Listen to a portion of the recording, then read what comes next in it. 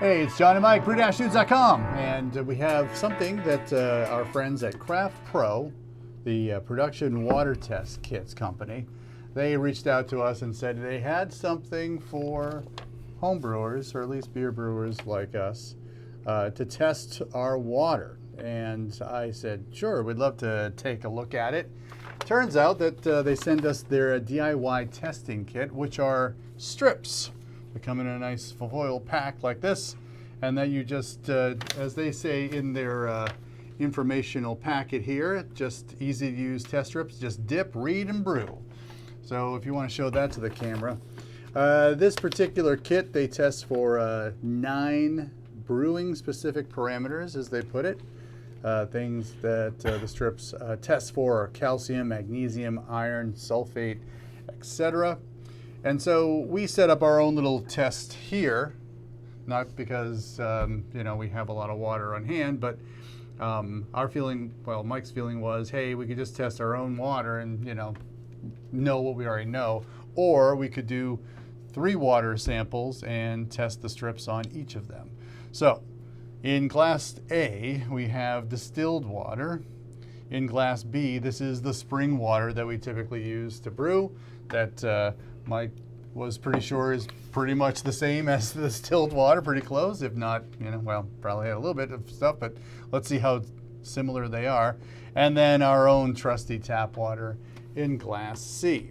So we ran the test before we turned on the camera, just because, well, it was quick and easy, and we wanted to look and see what we could find out before we started talking about it. Again, very easy. You take the strip, you dip, 2 seconds, Yep. Take it out, let it sit for 30 seconds. Mike, what's your scientific analysis of the outcome of this test? Well, test strips are super popular in lab settings when you're trying to get a very basic read on a solution. There's all kinds of chemistries available to give you these color changes and stuff like that. So the strength is that it's quick, easy, requires very little sample. The downside is usually that precision or isn't super high, or so much that the range. Like for instance, calcium, these test strips are calibrated to be about, it goes from 0 to 50 to 100, then all the way to 200, 300, and 450. So, the resolution and the readouts aren't tight, but you just get a sense. These things will help give you a sense of what your water looks like in general. So, as you'd expect, when we looked at this, the distilled water and the spring water looked almost exactly the same. Interestingly enough, nothing super interesting to report. All the ion levels, according to this test kit, are really low. What I was most curious about with the tap water, one of the things that these test strips test for is chlorine, total chlorine.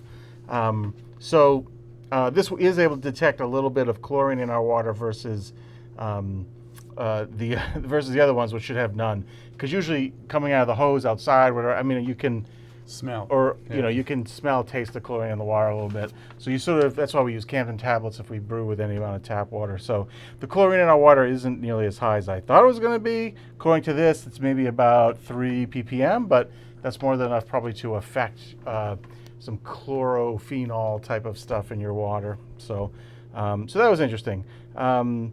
This also showed me that the calcium level is higher than here for sure, but it's maybe in the ballpark about 50 ppms.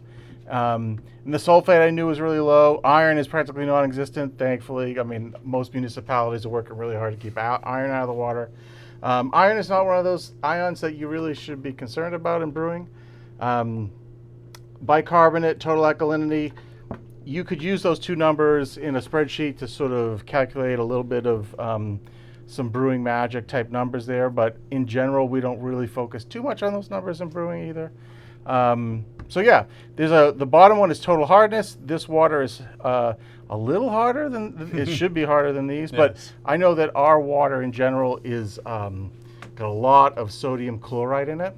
And of the 9 tests here, none of these cover sodium or chloride. So yep. I don't know what those are here, but I would predict those to be very high. Sure. With other test kits that we've used in the past and sending our water out. Yes. But I think the thing to keep in mind here is that these are supposed to be a sort of a companion piece to the same company will take water samples and give you a full report. Yep. And then you can use these to sort of gauge whether or not your base water has shifted much from the report, say 2 months or 6 months later down the line. Yeah. Most of these readouts here, these are all cations. You're not really getting too many anions. Sulfate is an anion, but without the chloride piece, and chlorine and chloride are not the same thing. Without the chloride piece, if you're worrying about maltiness or hoppiness, a sulfate to chloride ratio, you would need to figure out what your chloride is through another means. So, yeah, good. A good mention of the in-lab testing, the CraftPRO testkits.com. They do provide in-lab testing, which is a little more expensive than the test strips for sure, but that's something that if you want to get your water tested and get more of a probably precision readout on it, that's where you want to start. So. Yep. I mean, I think test strips get a bad rap in brewing, especially when we talk about pH test strips, but in the lab setting, pH is generally pretty good if you can buy pH strips that give you a slightly finer grade.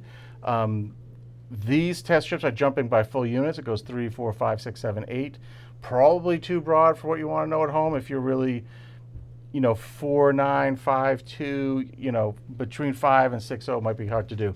The other downside for test strips is that if you're hard of eyesight or you have trouble with colors, let's not even talk about if you're colorblind, these things just won't work for you. Yeah. You can't do this if you have a hard time distinguishing colors.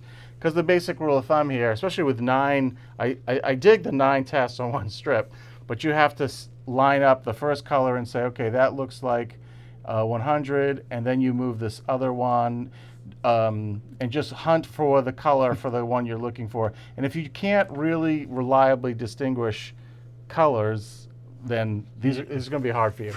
Forget about it. Yeah. So it's good for people who can distinguish colors on a on a chart of like 9 rows. Yep. What? How many? 6 columns? 7 columns? Yep. 6 columns. That's pretty good. Yep. So if you can tell 54 colors from each other, you're just fine. Yep. Yep. Quick math. So, quick math. Anyway, it's a cool little thing. It might work really well in conjunction with actual in-lab testing. Mm-hmm. I only wish that there was chloride on here and sodium. That'd be helpful. Yep, for sure. All right. Well, thanks to the friends at CraftPRO, the production water test kit company. We appreciated testing this out. And I don't know, we'll probably hang around. I'd love to check out like when I actually, add some salts to the water I get from the store, how much of a difference I'm really making in some of these cations, I guess, the ones that are set up here. So yep. That's for sure. All right, thanks so much. If you like this video, give us a thumbs up, subscribe to our channel. We try to do this kind of thing every single week. It's not always water testing, it's more beer stuff, but this is adjacent, so we'll include it. We'll include it. For John and Mike, brew-dudes.com, brew on. Cheers.